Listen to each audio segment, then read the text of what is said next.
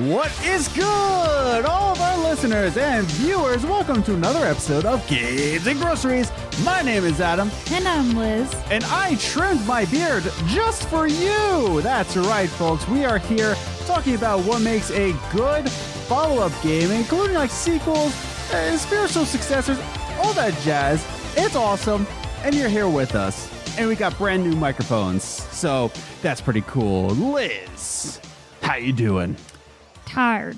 Oh, okay. Never mind. I've got a monster, but why are you tired? Moving stuff. Yes, we are making the move next week. Yes. So that's kind of crazy. Yeah, it is. Yeah. There's a lot of stuff going on. I have a lot of packing to do still. You do. Yay. Yeah. I will try to pack with you, but I'm not allowed to pack. No, he's not allowed to touch anything because he won't pack it right. Yeah. And things will get broken and he won't label it right. And that is true.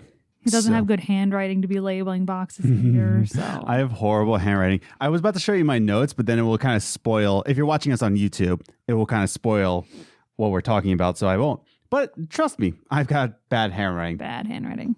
So, as I said, we got these brand new microphones. They are the Rode Procasters. I did.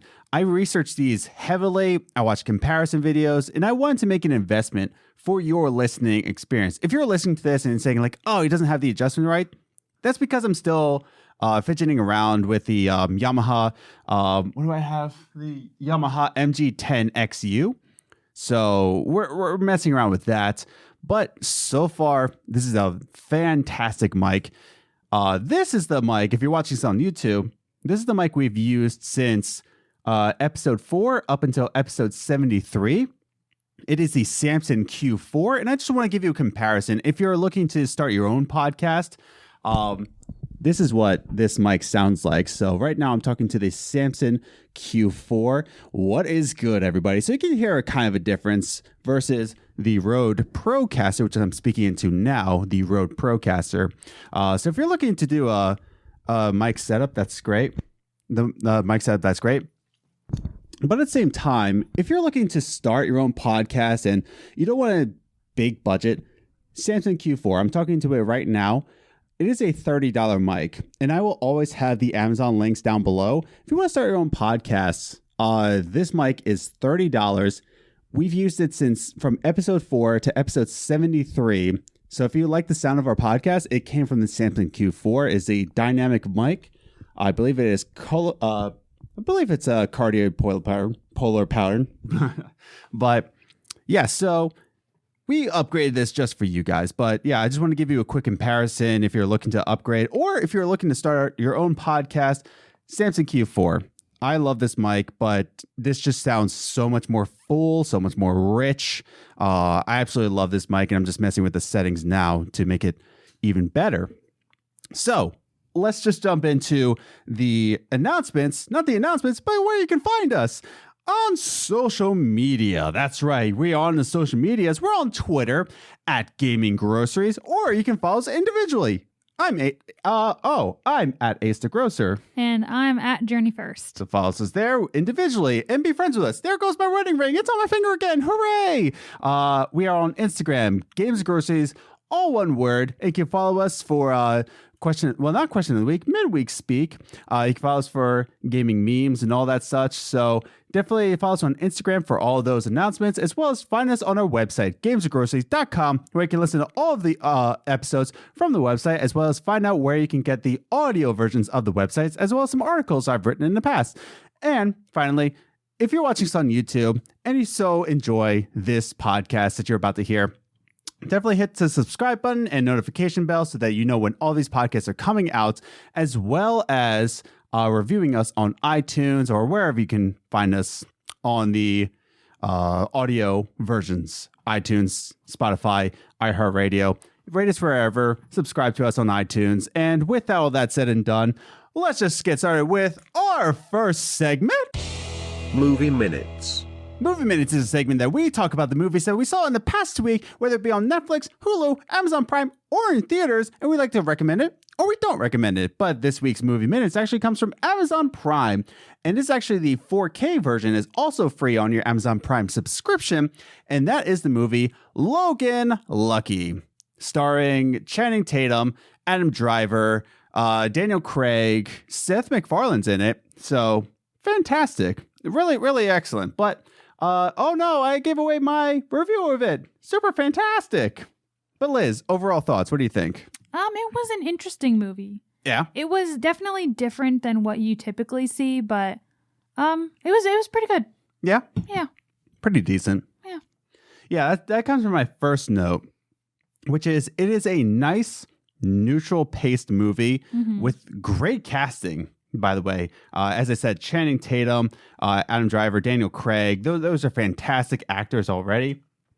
And then you also have, well, I won't spoil, there is an actress in there that we saw like, is that woman? It is that woman. That's awesome. Yeah. So it's well cast. And I think its pacing is very neutral. I think some would call it slow, which goes into my final note, so I don't want to get too far ahead. But the whole premise behind this movie is it's a heist movie. So it's like the spy heist where they get a plan. There's a place to rob and all that. They call it the hillbilly heist. And I won't spoil what they're heisting, but I think this is a fresh take on the heist movie genre. Whereas it's not this dramatic, like, da, da, da, da, da. You know, it doesn't have, you know, on your edge of your seat. It's nice. It's charming because it's set in the South. Well, it's set in West Virginia, which is pretty much South. Well, we learned from Andrew Orsi from Good Game, Great Game when he was on the show that West Virginians think that they're Southerners, but they're actually in the North. Yeah. Yeah. So same thing. But it takes place in West Virginia, and the song starts playing like Contra Road, and I'm like, oh, it's Fallout 76. That's great. But yeah, so what are your thoughts about the pacing of the movie? It was a little slow. There were times where I was wishing that I was like, all right, can we just like move on? Like, why? Like, there are just some parts of it that I'm like, all right, it didn't need to be that long. We didn't need that much explanation. Yeah. And then there were things that there was like, all right, I needed a little more explanation. Like, I still don't fully understand their reason behind doing it. Yeah. No, I agree. Yeah. There are some things where it is dialogue heavy. Yes. It's very dialogue heavy. In that, you know, it explains a lot because it is a heist movie. There's plans and reasons why they're doing what they're doing. But it comes to a point where it does become very dialogue heavy. Yeah, I would agree to that. Now, my second note is part of it is a fresh take on the heist movie. And it does have that charming Southern wit to it. Yeah. Where it's not directly funny. It's not slapstick. It's just very... the way I would describe the humor is very Napoleon Dynamite. Yeah. You know, it's a slow burn kind of humor. Yeah. I wouldn't compare it to Napoleon Dynamite. No, it's not the same type of movie. It's not... They're not the same. It's just the humor is similar. Right. And that's just it. I'm also messing with the settings on this mic as we speak. This is the first time where we're actually using this in a long term. So, yeah. But yeah, so if you hear kind of settings like differentiate, that's why. But yeah, so I think the wit was kind of very slow burn dialogue. And you're just kind of in a moment where the camera angles are doing most of the work. But I thought it was very, very well done. Now, what were your problems with the movie? Like, you said that it could be slow. It could be... Are there any other issues that you had with it?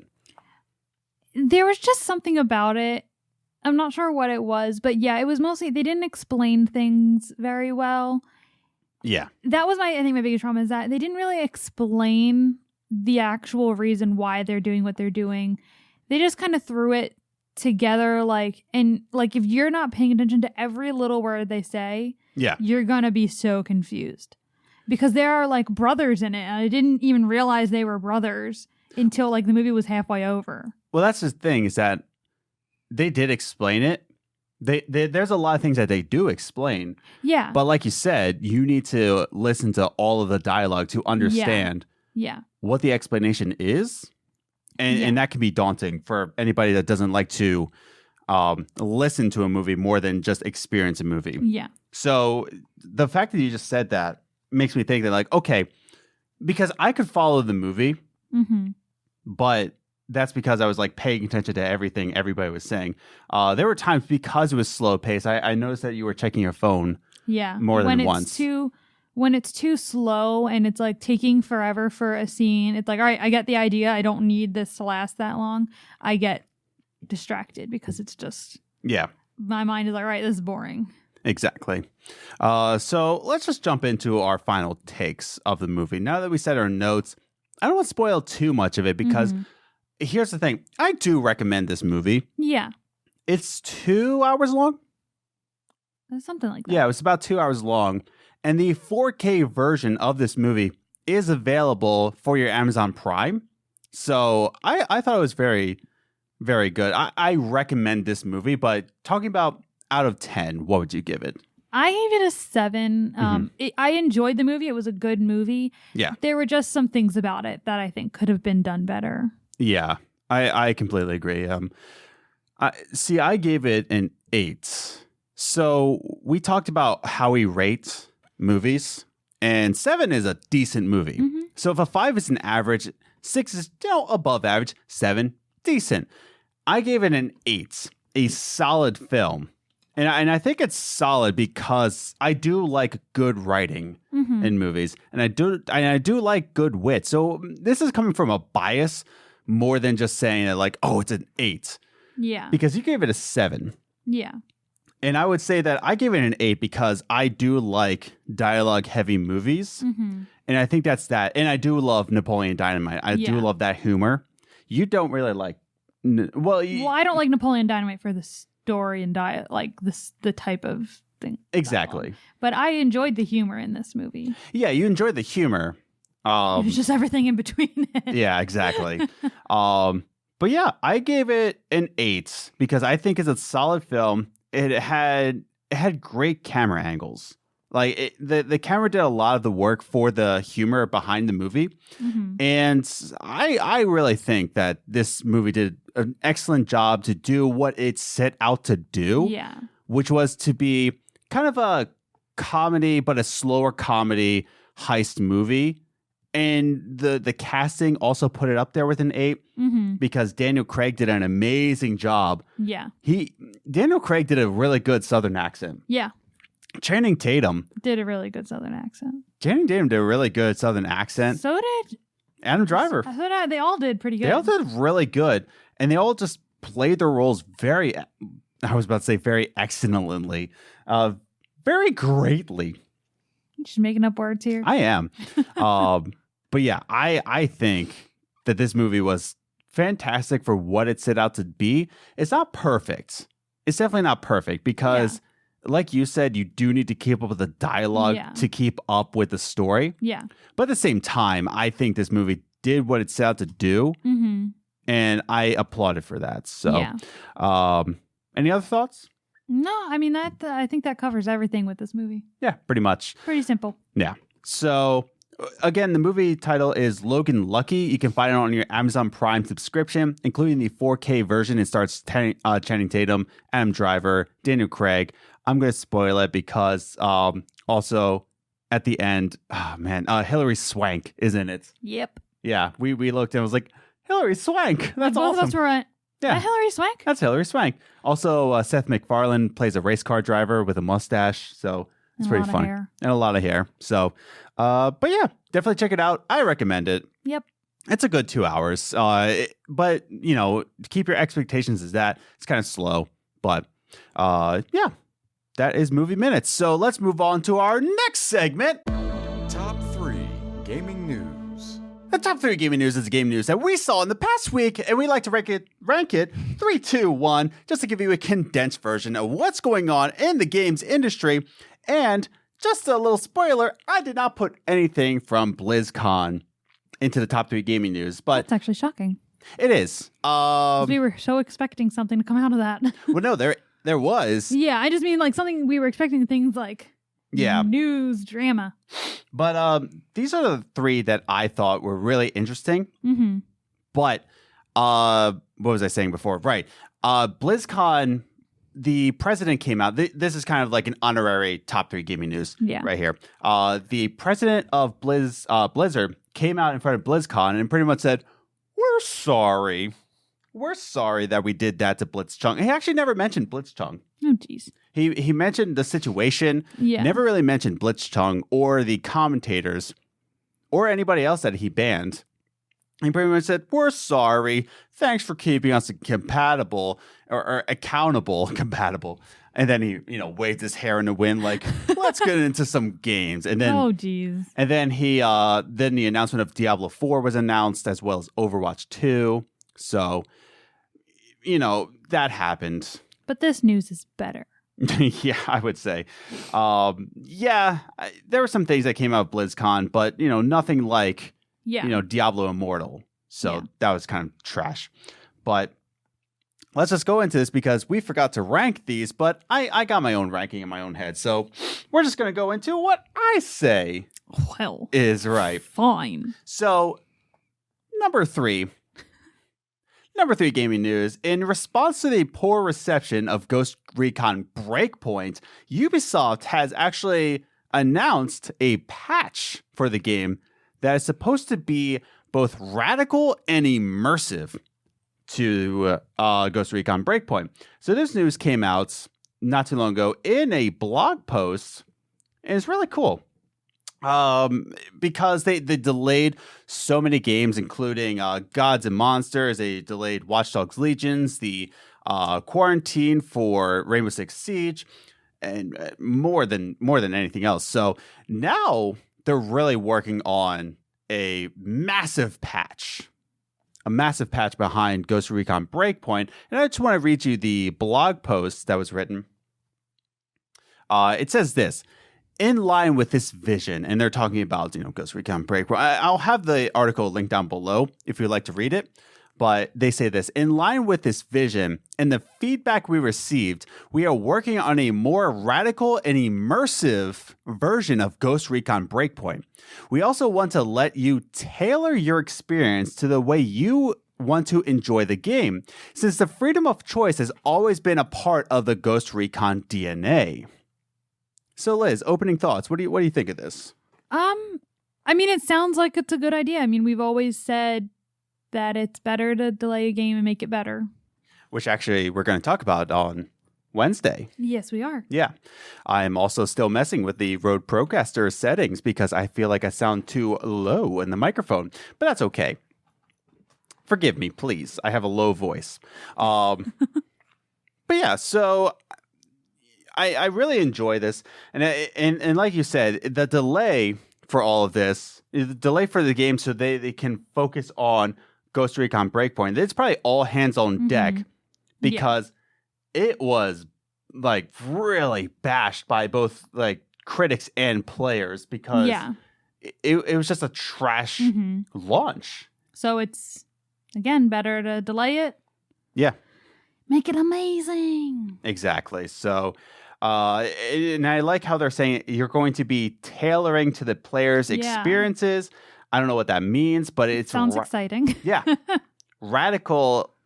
It's radical and immersive, and it's looking to the future of the Ubisoft brand. So I'm really excited to see what they do with this. Yeah. So look out for that if you have Ghost Recon Breakpoint. I do not, because I heard about all the reviews, and also I didn't want to spend the money on it. So I did want to spend the money on Outer Worlds, though, which is amazing if you haven't played that yet. But let's move on to our number 2 gaming news. Oh boy, it's about NBA Live 20. Let's talk about this. So, NBA. So many feelings. Yeah. NBA Live 20 has been canceled. That's right, it has been canceled. I know all of you NBA Live fans, all of you out there are very disappointed. All 2 of you. You like that? Yeah, that was good. Has been canceled in hopes to make it better. and hopes to make it better for next generation consoles. So let me talk about this for a little bit. Back in July, also in episode 61 of this podcast, we talked about this, about NBA Live 20 being delayed. It was just said like, oh, we're just delaying it just to make it a little bit better. I personally thought it was just going to be delayed so that it would become free to play. I thought it would become free to play, and that would have been just fire against NBA 2K. Yeah. That it will be in late 2019. I thought it would be free to play. But Andrew Wilson, if you didn't know, is I believe he's the CEO of EA Games. I believe he's the CEO, but he's like the head honcho behind EA Games. And he has this to say in terms of what they're doing with the license, with the NBA license. He says that, everybody in the NBA is like really, really fascinated about what they're doing. He's like flexing a little bit in the article, saying that like, everybody's on board with us. But then he has this to say. We're excited by what we've built so far, and yet we know the world is changing, Wilson said. New platforms are coming that will bring social connection, accessibility, and player creativity to the force. In the future of new possibilities, players shouldn't be content with a game built for today's realities, based on what we know to be possible. We feel we can go so much further with a new design. Yeah, but Andrew, Mr. Wilson, so you're saying that you're canceling a game that's already under the dirt of NBA 2K, and instead of just trying to like stay above water, you're just saying like, nah, skip it. So they're going to be skipping. So when you look at their stuff, it'll go from NBA 19 to NBA 21. Yes. You just skip 2020. Yes. Okay, then. Just want to make sure I understood. No, they're not skipping 2020. Like 21 will come out in 2020. I know, but that's what I mean. Like they're going to skip NBA 2020. Yes. Yeah, because NBA 19 came out in 2018. Yes. Yeah. So they're skipping NBA 20. Yeah. And NBA Live 20. And he goes on to say in this article, that like, we're doing this so that we can give better possibilities as well as take down NBA 2K. We're really going to push competition. You know what doesn't push competition? Canceling a game. Yeah. Like that does not push competition. Because then you're giving NBA 2K, 2K a year to put out a game and see what went right, what went wrong, so they can do even better in 2021. Right. Whereas Live is just skipping 2020 and hoping they do better. Like, yeah, no, that's they're exactly just not. I just don't think it's the right way to go about it, especially if they've already been working on Live 20. Like, what? So you did all that work for nothing? You're just going to scrap it and move on? And that's the thing. And Shipwreck from CADcast made an excellent point on this. All you have to do is make a different basketball game than a simulation game. Because you have NBA 2K Playgrounds. And that's just like NBA Street. Just put out NBA Street. Just put on a ridiculous basketball game. Instead of like trying to be another basketball simulation game. Do something different. Yeah. And that's just it. It's like their handling of this whole situation is it's just ridiculous. And they're just trying to get the NBA license going so they get more microtransactions with the NBA fans. And it's just like, Andrew, Mr. Wilson, Andrew, can I call you Andrew? Andy, stop it. Like, give up. Like, just give basketball to 2K. That's just hand it over. They're the king. Yeah. Go be the queen or the jester. Yeah. They're the king of basketball games. I mean, not including NBA 2K20, which was a hot mess. And so is WWE 2K20. That was a hot mess as well. But that's just it. It's that what I'm trying to say with all this is that stop it, Andrew. Just go back to football and FIFA. You have Madden. You have FIFA. You get so much money from that. Do you really think that you're going to steal the fans away from NBA 2K? You're not. Stop it. Get help. That's it. That's all I have to say about it. Any other thoughts on this? No, I think you said it all, hon. I think so. I think I did too. Oh man, it's just so dumb. Also, I apologize if I'm running low on energy. I'm trying to drink a Monster. It was a long day. It's been a long couple months. We're getting to moving day. Yeah. Hopefully after moving day, once we're all adjusted and settled, energy will be back to where it belongs. Yeah. But yeah, our morning, just a little personal side note, our day started at 9 a.m. Oh, it started earlier than 9 a.m. Well, yeah, it started, like 8 a.m. Yeah. It started at 8 a.m. and it was like nonstop. The time right now is 4:20. 4:22. I almost got in trouble there. But that's the thing. It's 4:22 right now, and we've been going nonstop 8:30 or 8 a.m. to 4:30. 4:30. So, and we still have more to do after this. Yeah. So I apologize if my energy is running low. I'm also like self-conscious that I don't have the right settings for this Procaster because I love this microphone so much. It does sound wonderful. It does. I hope I do it justice in editing. Me too. Anyway, let's get to our top gaming news. Our number one gaming news right here. It comes from Kotaku, Deadspin, Gizmodo, all these different, including also The Onion. Ooh. And many of these publishers actually made an article that was called A Note to Our Readers, and this is calling out Geo Media. It's calling out Geo Media with intrusive autoplay sound-on ads on all of their platforms. Oh, jeez. Yeah, and so all these companies are under the Geo Media brands, including Kotaku and Deadspin and Gizmodo. All of these people came together and they said, no more, stop it. And this is a note to our readers to say that look out for these. I'm sorry. I didn't read the article, the note to our readers in full, so I apologize for that. But here's the interesting part. They put out this on October 28th. The editors put these out and they called out Geo Media.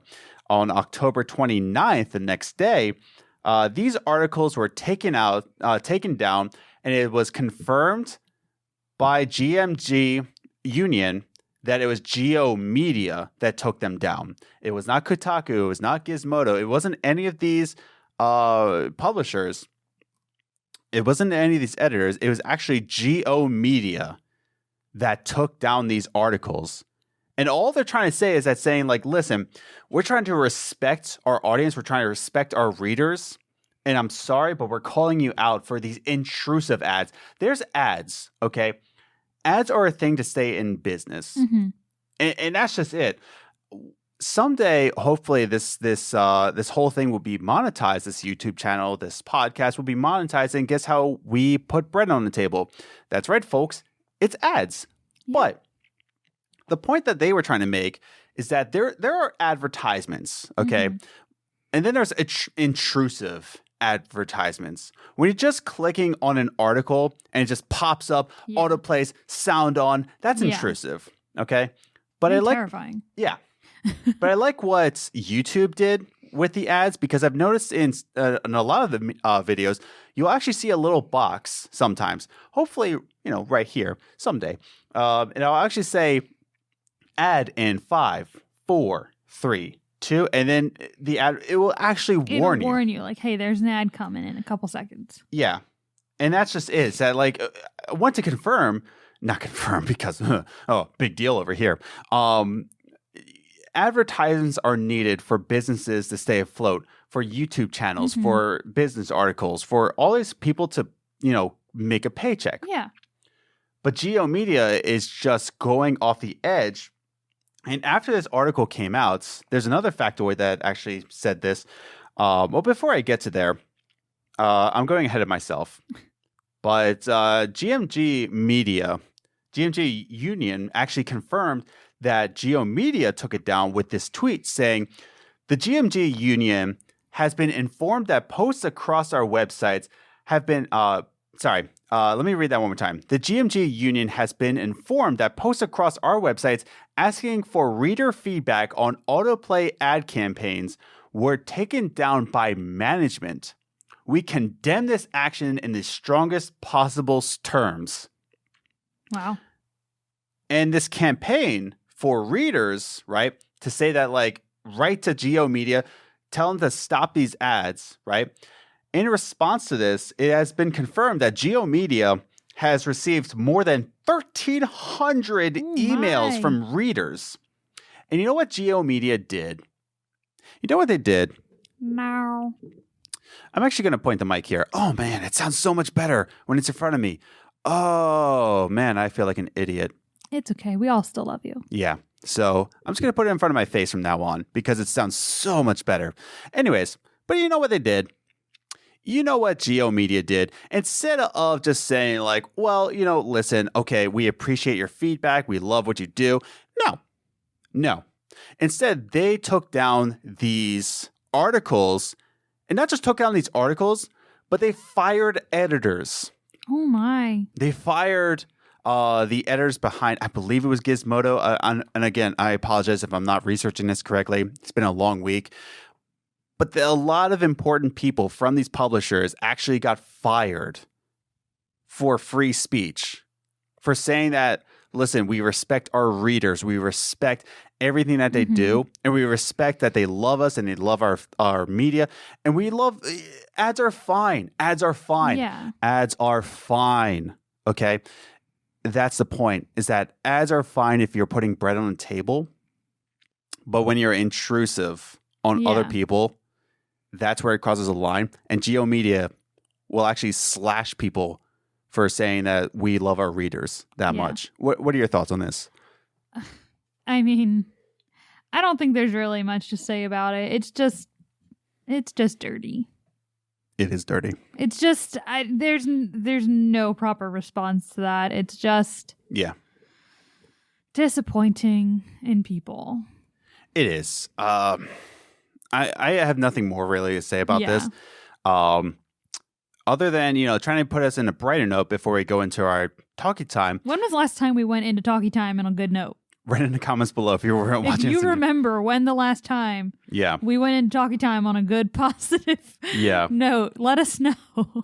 But support your articles, but respect the reporters. And I know that a lot of people like hate on Kotaku, but these are people that have a job. Yeah. These are people that, you know, love what they do.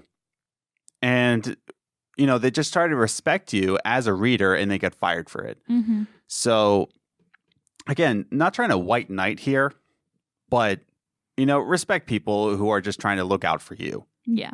Including us. Because we don't advertise these because we're not a YouTube partner yet.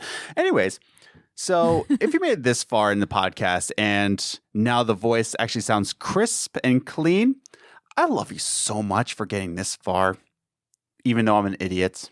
But guess what? Here we are. It's okay. We're about to go into talkie time. And of course, talkie time is where we're going to talk about what makes a good follow-up game. So without further ado, let's just jump into it with our final segment.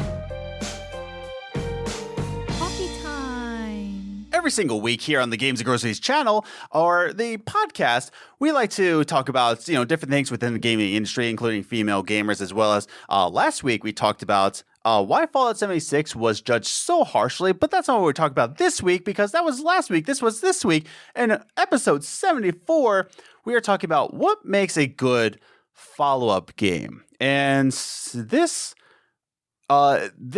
came to my mind because I was playing After Party, which actually was the follow-up game to Oxenfree from Night School Studios. So, really good game. I think kind of buggy. Not kind of buggy. It's very buggy. But you started playing it like when it released. And that's how it is these days. Exactly. And it was day one. I thought it was really buggy. I thought the frame rate was horrible. I was playing on my Xbox One X, so it was very buggy. In fact, my friend who plays on the PlayStation 4 Pro, he was playing it, and apparently his save file was corrupted and it actually deleted his save file. I think it was a fine game, but it's very buggy in that way. But it is a follow-up game, and it just made me think, what is a good follow-up game? right? And let's talk about this real quick. Before we discuss this even further, what is the difference between a sequel and a spiritual successor, right?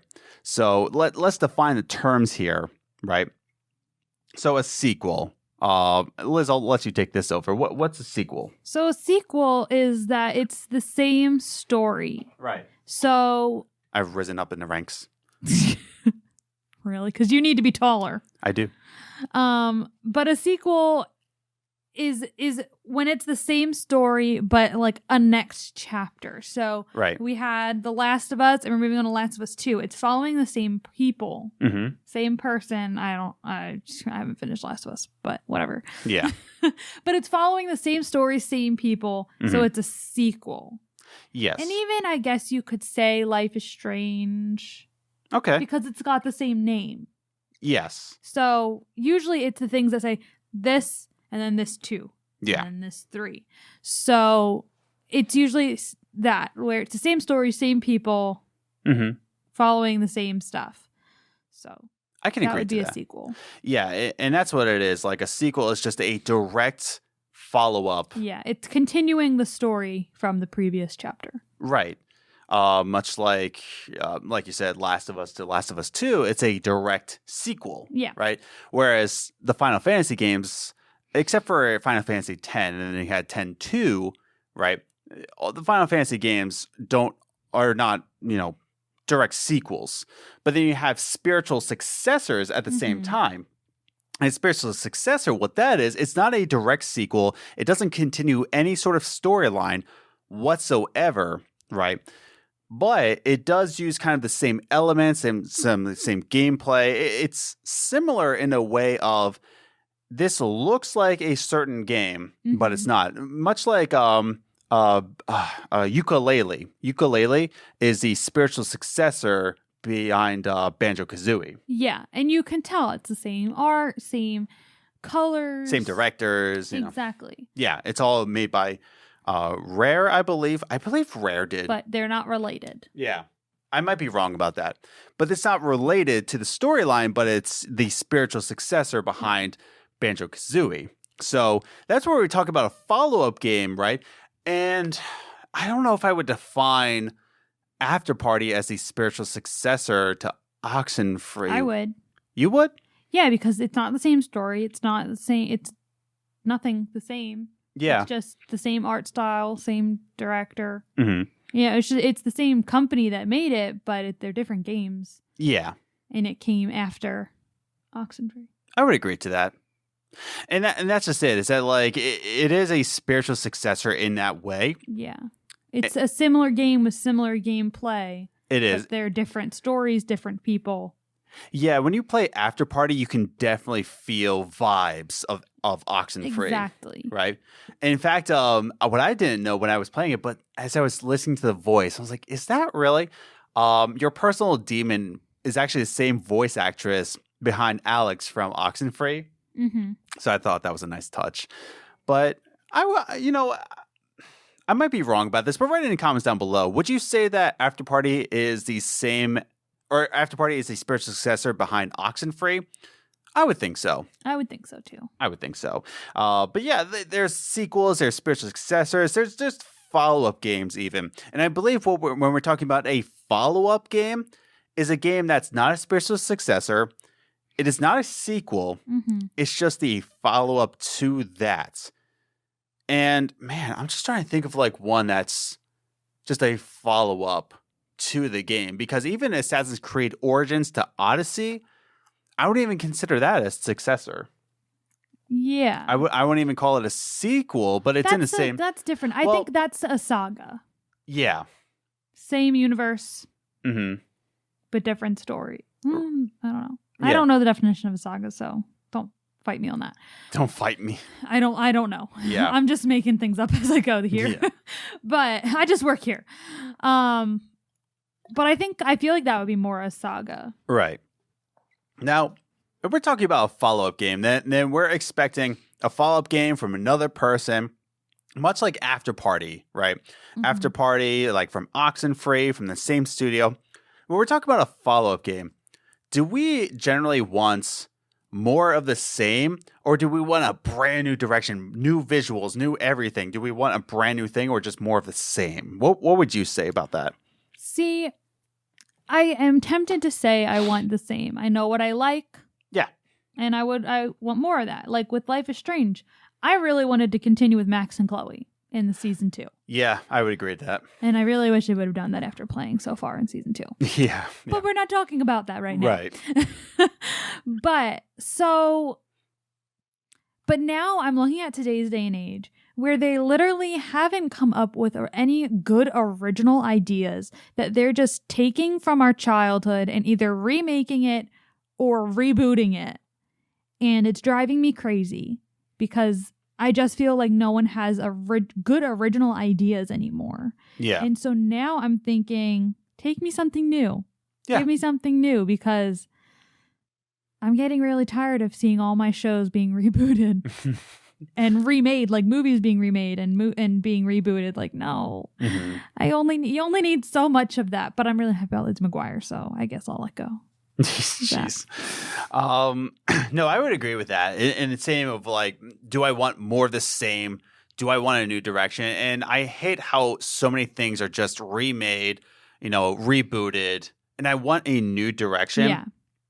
And when we're talking about, if I were to talk about After Party, because I love Oxenfree so much, Oxenfree is definitely, if it's not in my top 5, it's definitely in my top 10 of all time. It's definitely in your top 5. It's definitely my top 5 of all time, right under Outer Worlds. Like, Outer Worlds is becoming that. But, and I can talk about Outer Worlds too, because a lot of people are saying that that's a spiritual successor to Fallout New Vegas. And I completely agree with that. Yeah. And I'll get to that in a second. But when we're talking about After Party and Oxenfree, I kind of wanted the same art style as Oxenfree. And that's what you got. No, you didn't. No, it looked the same art style except for bigger. Yes. And okay. Yeah. That's exactly how I describe it. It's the same art style as Oxenfree, but bigger, and there's more 3D modeling. Whereas, each character in Oxenfree almost looks like a toy action. Yeah, like a piece of paper, like an action figure. It's there. Whereas they try to go for a more human-like 3D modeling with this. Yeah. And I believe it's all still made in Adobe Photoshop. But I don't know. There's something about it where it's just like, it's not the same art style. They got a little fancy with it. Yeah. And I can respect them as artists. Oh, yeah. I'm definitely respecting them as artists in the same, like, in our art, in video production, podcasting, all that, I can see where you're just like, no, I want something new. I don't want to do the same thing. Or I want to do something different. Right. But I loved Oxenfree's art style just so much. It just looked like a drawing on a canvas, and I loved it. And I think After Party still has those elements for sure, but it's something's not the same. But even going into, let's talk about, New Vegas and Outer Worlds, right? And there's a lot to say about that, where it is definitely the spiritual successor behind Outer Worlds. Behind New Vegas and Outer Worlds, because of the dialogue system, because of the choices you make, because of the combat sometimes, the humor even, you can say is very New Vegas style.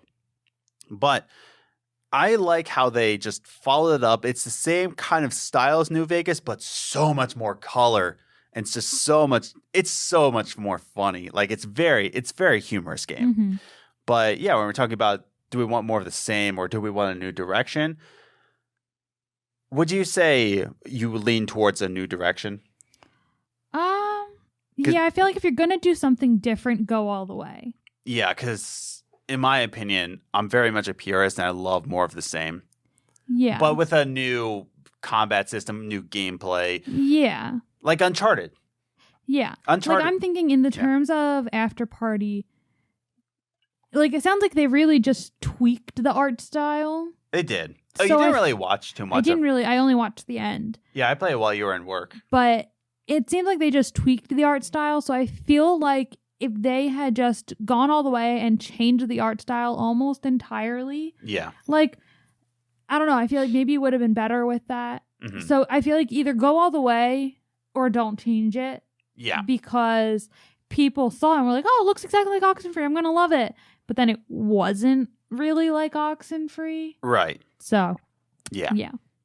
And that's just it. Now, moving forward with our discussion, though, because I can go harp on, do I want more of the same or a new direction? Because I even think about, like I brought up Uncharted, and there was a person that just said, it's just not good because it's more of the same. But a lot of times I just look at them like, I like more of the same.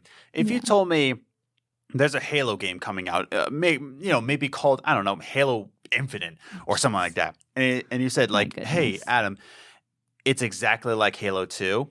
I would buy it straight out of the box. But if you said, oh, Adam, it's exactly like Halo 5, I would be like, yuck. But see, when it comes to things like that, and you're saying I want more of the same, I don't know. See, I wouldn't like that. Because then why am I buying a game to play the exact same thing over and over and over again? Like, that's true. All right, bad guys, do this, do that. Like, I love Harry Potter. Yeah. And yes, every movie, every book, it's a different storyline that it's going on, but it's the same thing. Everything's fine. Everything's great. Bad guy gonna kill Harry. All right, we got it. We win. Hooray. Like, it's the same process it goes through every time. Yeah. On the main, if you strip it down to the bare studs, it's the same thing every movie. Mm-hmm. I agree with that. Like, you want something more, and I think Call of Duty Modern Warfare attempted at that. I also didn't play Call of Duty Modern Warfare, but a lot of people are coming out to say like it's just more Call of Duty. Yeah, it didn't really change a lot. I can agree with that. I can see that. By the way, also if you see me fumbling over here, again, I just keep trying to get the pure sound from this Rode Procaster. It's so nice. I would like to point out, I am in love with Harry Potter. Oh, yes. Yes. I know I just said bad things about it, but I am in love with Harry Potter. I have Harry Potter I have Harry Potter everything. Yeah. So please don't be mad that I said something mean about Harry Potter because I love it very much. Yeah. Okay, we can move on now. So when we talk about cliffhangers, right? Yeah. And we're talking about a follow-up game that's necessary, right? Yeah. When there's a cliffhanger in a game, right? Is there ever a time where a cliffhanger does not need, right, a follow-up game? Or is there a time where a cliffhanger needs a sequel? When we see a cliffhanger, when do we say that it needs a follow-up? See, for me, cliffhangers, I mean, I like to have sequels and things to movies and games and stuff because I'm a nosy person. I just want to know what happened after. Like, I want to know the fallout of everything. Fallout? No. But Fallout? I read this story in school once. I don't remember the name. I think it might have been like a Greek mythology type thing. You're married to a Greek god. No. It's me. Anyway. I'm a Greek god. But it ended. Now, please don't quote me on this. I don't remember everything. I have one of the worst memories. Yes. I can attest.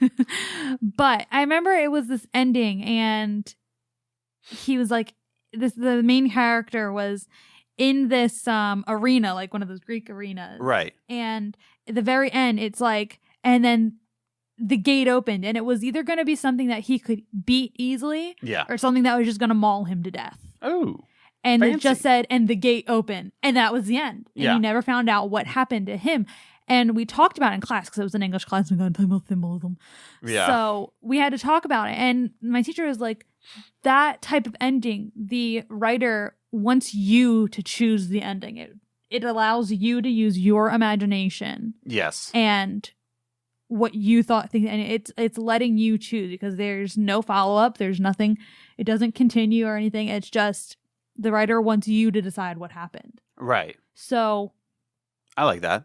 So that's sometimes when we talk about like cliffhangers, like, oh, do they need a follow-up? I honestly don't think any cliffhangers need a follow-up. I think it makes us want a follow-up. Yeah. And it leaves the gate open for one. Mm-hmm. But when it comes to that stuff, I always think of that story and how nothing needs a follow-up because that allows our creativity to run wild. Yeah, and I can definitely agree with that. And as you were talking about that, it made me think about the ending to the first John Wick movie. Mm-hmm. And I'm not going to spoil it, but the ending behind John Wick, the very first John Wick, was a nice ending where it was open-ended.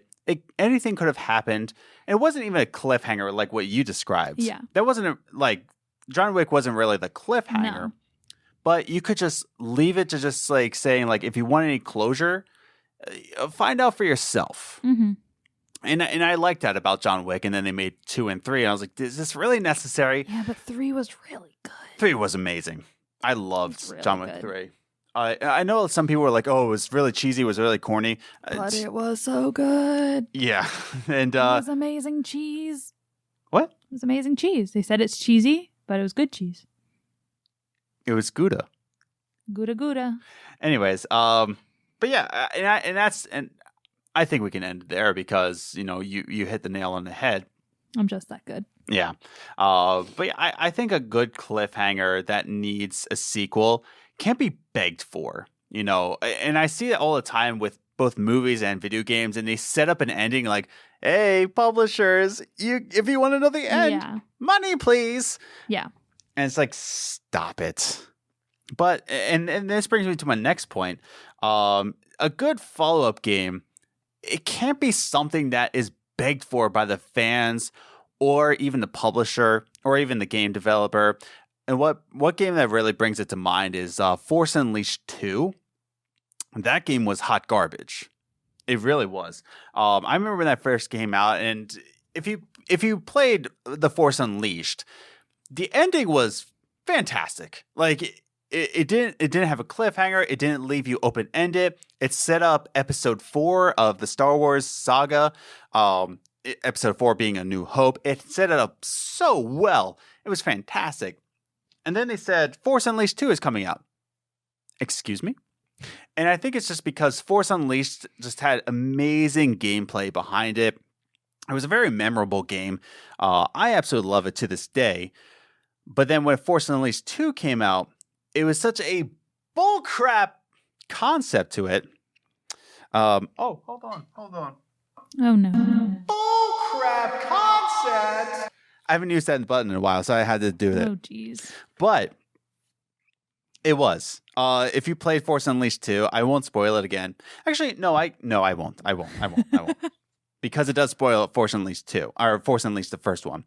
But I think it was just begged for by the publishers, begged for by fans, and just turned into this hot mess where nobody wanted this, nobody asked for this. Yeah. And it was not necessary to do this. And I don't want to say anything else because I don't want to damage any other relationships that we might be having with any other guests that we're having. Spoiler alerts. But Liz, what do you think about that point? That it can't be just, you know, forced upon by fans or publishers. Yeah, because I feel like that happens so much these days. And especially, like you said, like with John Wick and even other movies, Right. I feel like they're just doing the sequels and everything like that because they know they can get money out of it. Yeah. I know people are going to hate this opinion. Pitch Perfect didn't need any sequels. No, it did not. It was good. First movie was great, and the rest of them It was okay. just aren't necessary. Yeah. Your opinion doesn't count in this. Oh. But that's what I mean. Like, I feel like nowadays people are just like, well, we know people love it. We know we can get money from it. So why don't we just, why don't we just make a second one? And it's never as good as the first one because the first one was a great original idea. Now you're just like making it because it'll make you money, and it's not a good reason. Yeah, exactly. So that's my opinion on it, is that it's not a good idea to just do it because, oh, well, fans want it. Oh, well, we can make money on it. No. Wait till you have a passion behind it. That's what makes good art. That's what makes good games. That's what makes good movies, good books, is that someone has a passion. Someone's like, I have a story to tell, and this is how I'm going to tell it. Yeah. Not like, I had a story to tell, and now everyone wants more, so I'm being pressured to write a new story, so I'm going to write a new story, and it's got to be better than the first one, and I don't know if it's going to be better than the first one, but I'm going to write it, and then it's not as good as the first one because there wasn't as much passion. There was more stress behind it.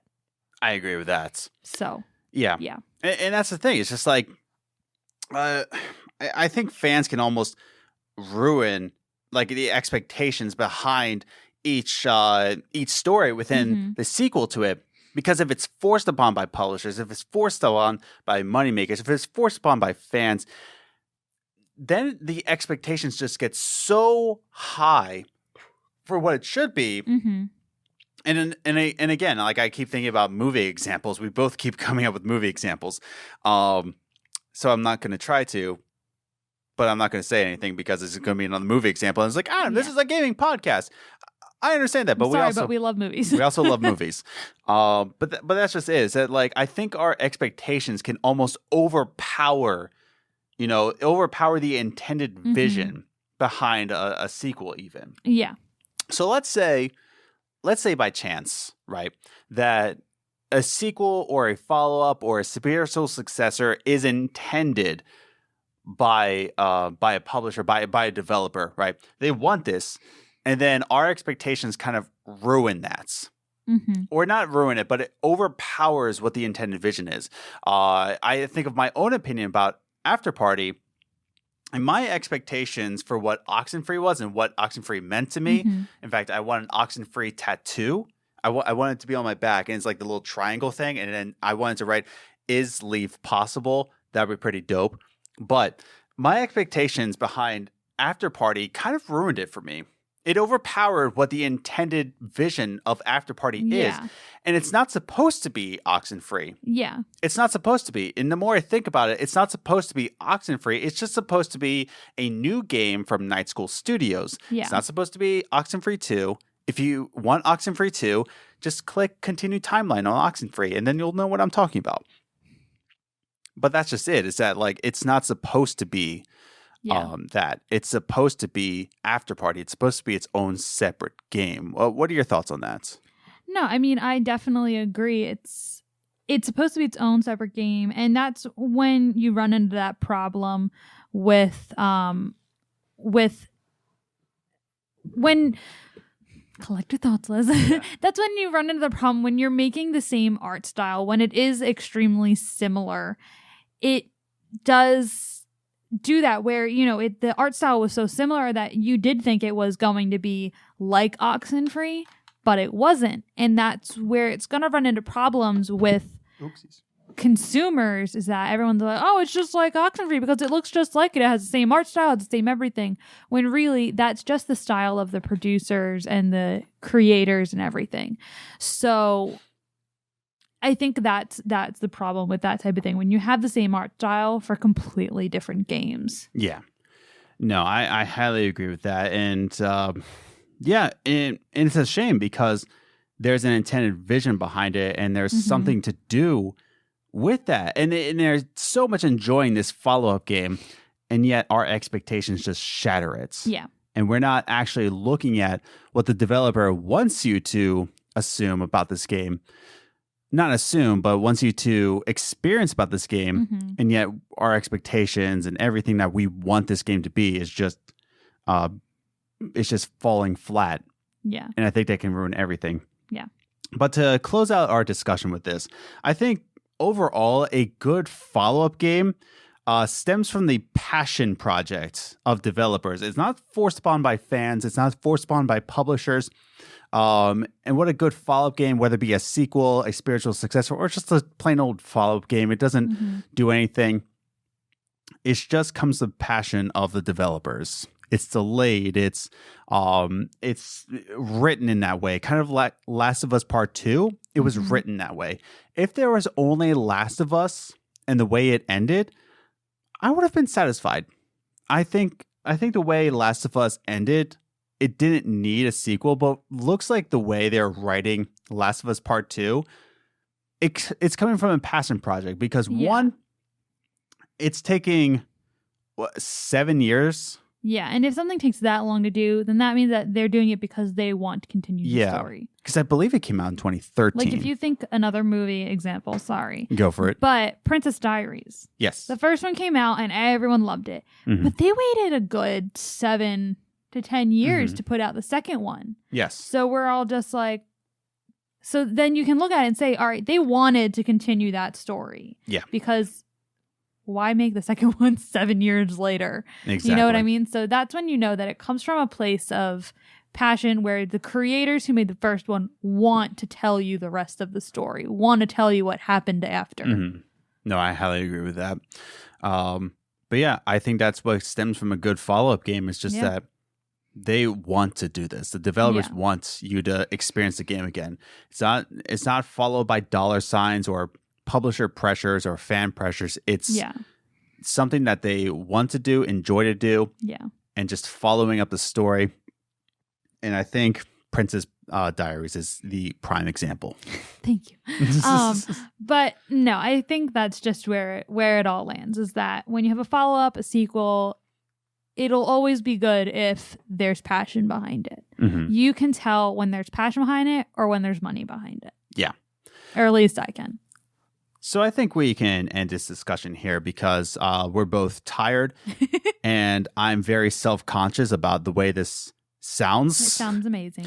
I know it And also sounds- I have a sleeping pupper in my lap. It's so cute. Yeah. But all of our settings were set for the Samsung Q4 mic. And I've been fiddling around with the settings ever since I got this. And now that we're doing it for a long-term podcast, now I'm just like, it doesn't sound what it should be. But all the settings came from this because we've used this for 70 episodes pretty much. For a year. Over a year. Yeah, for over a year. And now I have this brand new fantastic mic. So bear with us as we're trying to make sure that this sounds the best it possibly can.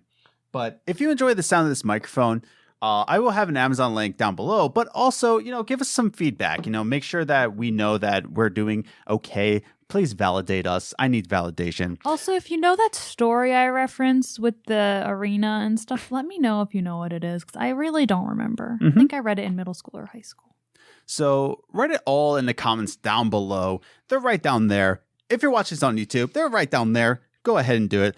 If you enjoyed this episode, definitely give it a like and a share for anybody who doesn't know about this podcast and they can get some good, really good podcast material where the hosts are really tired and they're not sure if the Rode Procaster is actually sounding the way it's supposed to be sounding. But yeah, share it with your friends. As well as subscribing, hitting the notification bell. But if you're listening on the audio version, definitely rate and review us. Give us your honest star feedback. Give your honest reviews so that we know that we're doing a good job because we're validating. We need validation. I have Papa issues, so that's cool. Oh my goodness. But yeah, definitely check out our website, gamesandgroceries.com, where you can listen to all the audio versions of the podcast as well. Find out where you can find the audio versions of the podcast. We are on 14 different platforms. You can find it all on the website, as well as follow us on social media at Gaming Groceries on Twitter. We're also on Twitter individually. I'm at Ace the Grocer. And I'm at Journey First. We're also on Instagram, Games and Groceries, all one word. And I think that's it. So let's do more things. It is now 5:00 and our day still hasn't ended. And We have so much more to do. we are leaving next week. Less than a week, 6 days. Please subscribe. Please help. Please. We need love right now. Come back next week. See if we lived through the moving day. Yeah. And we're not taking a break from this podcast just because we're moving. We're actually going to be still giving podcasts every single week because we do this for you guys, honestly. So any sort of feedback that we can get, we do it for you guys, honestly. Also for the ad money. But we thank you very much for listening to this week's podcast. I'm just kidding. We don't have any ad money. We're not even monetized. Not yet. Not even close. We don't even have a Patreon, which we're not going to be doing until we hit. I'll say this. I'm not even going to do a Patreon until we hit at least 10,000 subscribers on YouTube. So you got that from me. So we thank you for listening to this week's podcast, and we hope to catch you next week where we talk about a subject and also some news pieces and possibly a movie. So we thank you for listening this week. We hope you have a fantastic week. We hope your week goes better than our week goes this week. So with all that said and done, we love you very much. Have a good week. Bye.